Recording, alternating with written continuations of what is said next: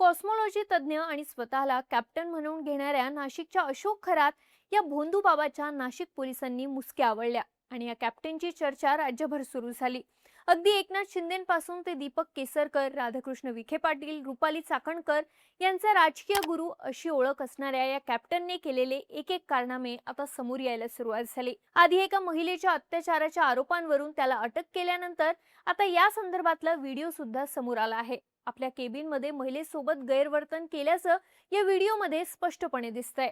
पण अनेक राजकीय नेत्यांचा वरदहस्त असलेला हा कॅप्टन खरात आहे कोण? शिंदेपासून चाकणकरांपर्यंत सगळ्या नेत्यांशी त्याचा संबंध काय?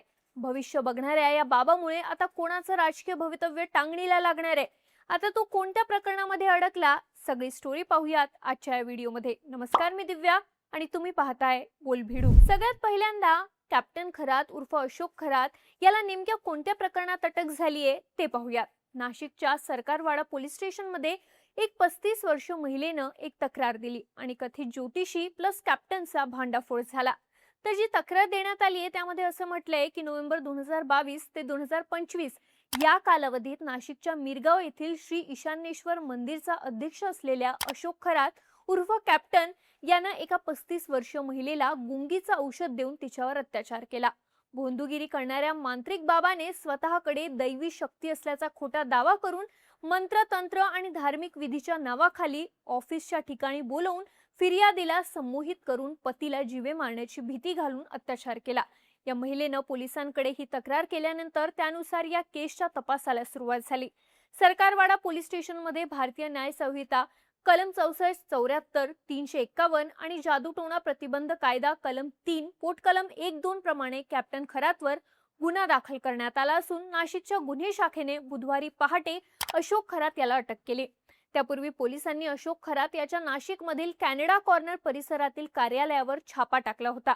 या ठिकाणी पोलिसांना एक पेनड्राईव्ह सापडला। यामध्ये 58 जणांचे आक्षेपार्ह व्हिडिओ पोलिसांना सापडले। या व्हिडिओमध्ये अनेक राजकीय नेते, मंत्री तसंच मोठमोठे सेलिब्रिटी, महिला यांचे व्हिडिओ असल्याचं देखील पोलीस सूत्रांनी सांगितलंय।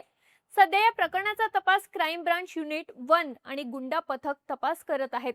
पोलिसांनी खरात याचा मोबाईल आणि त्याचं बाकीचं सामान सुद्धा या ठिकाणी जप्त करण्यात आलंय। त्याच्या मोबाईलमध्ये सुद्धा अनेक व्हिडिओ असल्याचं समोर आलंय। हे झालं खरातच्या अटकेचं प्रकरण। पण हा खरात नक्की आहे कोण? तर नाशिक जिल्ह्यातल्या सिन्नर तालुक्यातल्या मिरगावचा मूळ रहिवाशी अशोक खरातने सिन्नर तालुक्यात शिवनिका ट्रस्टची स्थापना केलेली असून तो या ट्रस्टचा अध्यक्ष आहे। तिथे त्याने ईशान्येश्वर मंदिर देखील उभं केलंय। अशोक खरात याची माहिती शिवनिका संस्थान मिरगावच्या संकेतस्थळावर देण्यात आलेली आहे। या संकेतस्थळावर देण्यात आलेल्या माहितीनुसार खरातचं शिक्षण BSc मॅथ्स झालेलं असून त्याने नेव्हिगेशन डिपार्टमेंट म्हणजेच नौकानयन विभागाचं शिक्षण पूर्ण केलंय। ट्रेनिंग नंतर पहिली 7 वर्ष भारतीय नौकानयन विभागात आणि नंतरची 15 वर्ष ऑस्ट्रेलियन व्यापारी नौकानयन विभागात सबमरीन विभागात कॅप्टन या पदावर तो कार्यरत होता। म्हणून खरात ज्योतिषी असूनही आपल्या नावापुढे कॅप्टन लावतो। एकूण 22 वर्षांची सर्व्हिस पूर्ण करून रिटायरमेंट नंतर तो भविष्य सांगण्याच्या कामाकडे वळला। अंकशास्त्राचा अभ्यासक झाला आणि त्याने अल्पावधीतच राजकीय गुरुजी म्हणून ओळख मिळवली। आपलं भविष्य पाहण्यासाठी त्याच्याकडे देशभरातले राजकारणी, सेलिब्रिटी, व्यापारी आणि उद्योजक मोठी गर्दी करत असतात। नाशिकमधील कॅनडा कॉर्नर इथे त्याचं ज्योतिष कार्यालय आहे।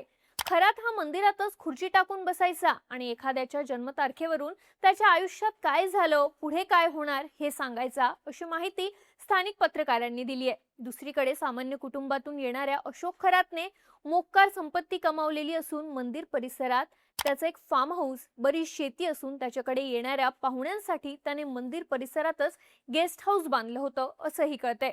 थोडक्यात तुमचं राजकीय भविष्य सांगतो असं म्हणत त्यानं अनेक नेत्यांना कामाला लावल्याचं सांगण्यात येतं। बरं, हा खरात आत्ताच चर्चेत आला का? तर नाही, तो चर्चेत आला नोव्हेंबर 2022 मध्ये, जेव्हा राज्याचे तत्कालीन मुख्यमंत्री एकनाथ शिंदे हे त्याच्या भेटीला गेले। तेव्हा झालेलं असं की मुंबईतल्या आपल्या सगळ्या बैठका रद्द करून एकनाथ शिंदे हे सपत्नीक शिर्डीतील साईबाबांच्या दर्शनाला गेले होते। पण कुणालाही कल्पना नसताना शिर्डीहून त्यांचा ताफा अचानक सिन्नरकडे वळाला। शिंदेंच्या सिन्नर दौऱ्याबाबत कमालीची गुप्तता पाळण्यात आली होती, मात्र शेवटी बातमी फुटलीच। शिंदेंनी सिन्नर तालुक्यात पोहोचताच मिरगावच्या ईशान्येश्वर मंदिरात शंकराचा अभिषेक केला। तेव्हा मुख्यमंत्र्यांसोबत दीपक केसरकर आणि राधाकृष्ण विखे पाटील हे देखील होते। बरं, असंही सांगितलं जातंय की शिक्षण मंत्री असताना दीपक केसरकर हे महिन्यातून 3 ते 4 वेळा या कॅप्टनकडे यायचे. एकनाथ शिंदेंना देखील या कॅप्टनकडे नेण्यात केसरकरांचा रोल मोठा होता असं सांगण्यात येत आहे.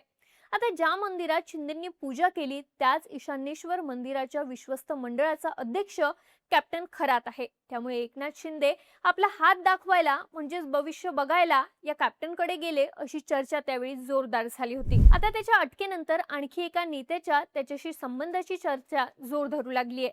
त्या म्हणजे राष्ट्रवादीच्या नेत्या आणि राज्य महिला आयोग अध्यक्षा रुपाली चाकणकर. अशोक खरात याची पाद्यपूजा करतानाचा रुपाली चाकणकर आणि त्यांच्या पतीचा एक व्हिडिओ सध्या जोरदार व्हायरल होतोय. या व्हिडिओत शरद पवार गटाचे खासदार निलेश लंके हे सुद्धा कॅप्टनच्या शेजारच्या खुर्चीवर बसलेले दिसतात. या सोबतच रुपाली चाकणकर यांचा कॅप्टनच्या डोक्यावर छत्री धरलेला एक फोटो देखील व्हायरल झाला. यामुळे चाकणकरांचे अशोक खरातांशी चांगले संबंध होते हे स्पष्ट होताना दिसतंय.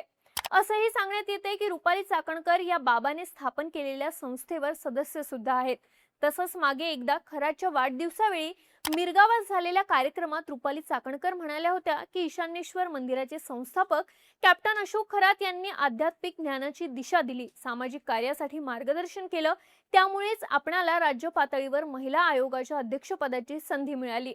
पण आता मात्र खरातला अत्याचाराच्या आरोपावर अटक झाल्यानंतर चाकणकरांनी ट्विट केलंय की कॅप्टन खरातच्या वैयक्तिक आयुष्य किंवा त्याच्यावर झालेल्या आरोपांबाबत मला कल्पना नाही.